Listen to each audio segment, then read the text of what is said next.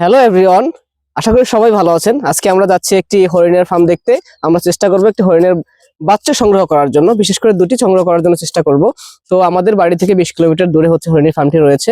চলুন আপনাদেরকে যেতে যেতে এবং ওইখানে যাইয়া বাকিটা জানাচ্ছি। এভরিওয়ান, আমরা অলরেডি রওনা করে দিয়েছি।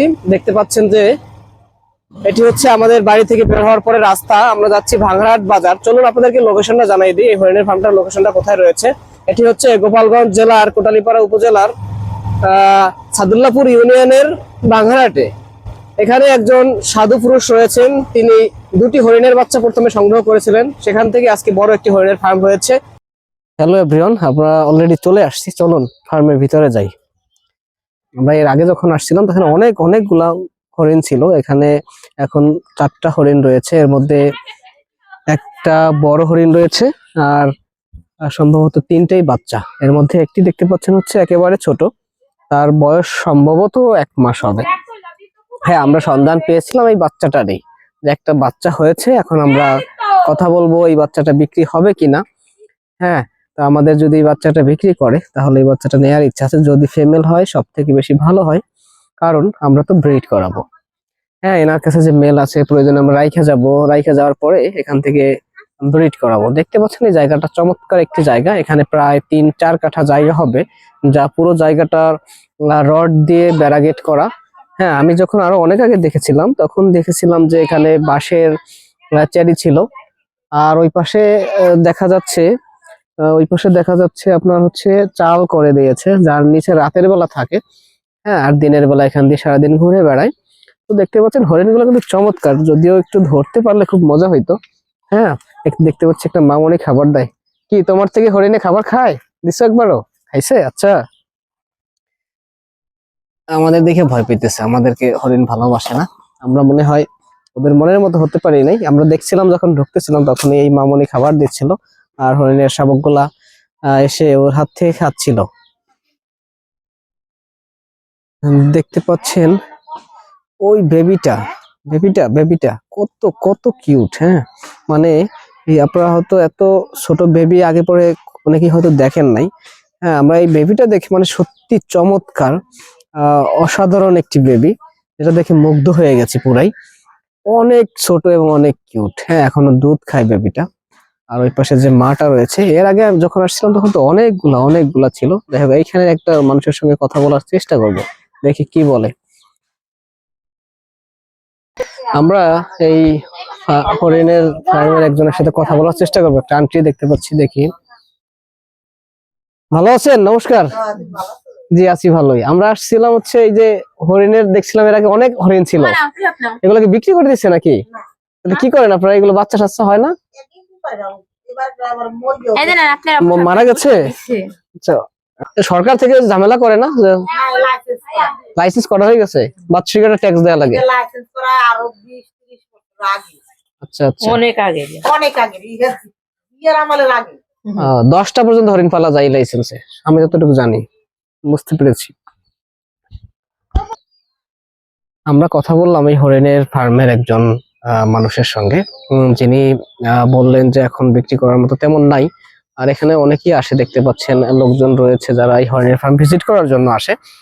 আর প্রতিনিয়তই আসে। এখানে একজন সাধু পুরুষ আছে যিনি হচ্ছে এই হরিণগুলো পালন করে থাকেন, তার কাছে আসেন অনেক রোগ ব্যাধি থেকে মুক্তি পাওয়ার জন্য। আর দেখতে পাচ্ছেন এখানে হরিণগুলো যে রয়েছে, এখানে বিক্রি করার মতো কোনো হরিণ নেই। একটা বেবি রয়েছে, যে বেবিটা অনেক অনেক কিউট। আর আমি খোঁজ নিলাম যে প্রশাসন ঝামেলা করে কিনা, তখন উনি বললো যে ব্রিটিশ আমলে এই ঝামেলা কেটে গেছে। হ্যাঁ, অনেক আগেই এই ঝামেলা থেকে ওনারা বের হয়ে গেছে। তো লাইসেন্স করা আছে, তাই এখানে আর কোনো ঝামেলা নাই। আর ওনাদের কাছ থেকে আরো একটু জিজ্ঞেস করলাম যে সাউন্ডগুলো দিতে পারি না, এখন আপনাদের সঙ্গে শেয়ার করতেছি। সেটি হচ্ছে যে এই হরিণ পালনে কেমন কি খরচ বা কি খাবার দাবার হয়। তো ওনারা বললেন যে তেমন কোনো একটা খাবার দাবার না, হ্যাঁ মোটামুটি খাবার দিলেই হয়। আপনারা দেখতে পাচ্ছেন এখানে খাবার পড়ে আছে, এগুলো হচ্ছে নেফি ঘাস আছে। তারপরে বিভিন্ন ধরনের আমাদের এলাকার ওই যে গ্রামে যে ঘাসগুলো জন্মগ্রহণ করে এগুলোই কেটে, বিশেষ করে গরুকে যে খাবারগুলো দেয়া হয় এই হরিণের শাবকগুলোকে সেই খাবারগুলোই দেয়া হচ্ছে। আর হরিণের শাবকগুলো আমাদের দেখে একটু দূরে চলে গেছে, একটু আগে কাছেই ছিল। আরেকটা মজার বিষয় হচ্ছে কি, একটা হরিণ বর্তমান বাজার রেট আপনারা জানেন 50,000 টাকা করে। হ্যাঁ, লাইসেন্স করতে কিছুটা টাকা খরচ হয়। লাইসেন্স করার জন্য এই যে যে ফার্মটা দেখতে পাচ্ছেন আপনারা, হ্যাঁ এরকম একটা ফার্ম যদি আপনার থাকে বা এরকম একটা এরিয়া যদি আপনি করতে পারেন, তাহলে আপনিও হরিণ পালন করতে পারবেন। আর আপনারা ওই হরিণ থেকে হচ্ছে লাভ করতে পারবেন প্রচুর। কারণ আপনি এক জোড়া হরিণ কিনলে 1 লক্ষ টাকা ইনভেস্ট করলে, তাহলে দেখা যায় এক জোড়া হরিণ আপনাকে বছরে 2বার বাচ্চা দিলে 3 দুগুণে প্রায় 6টা বাচ্চা পাওয়া যায়। হ্যাঁ, তো 6টা বাচ্চায় 3 লাখ টাকার মতো আসে। তো এখানে গরুর মতো খাবার খরচ নাই বললেই চলে। তো পর্যাপ্ত প্রফিট রয়েছে।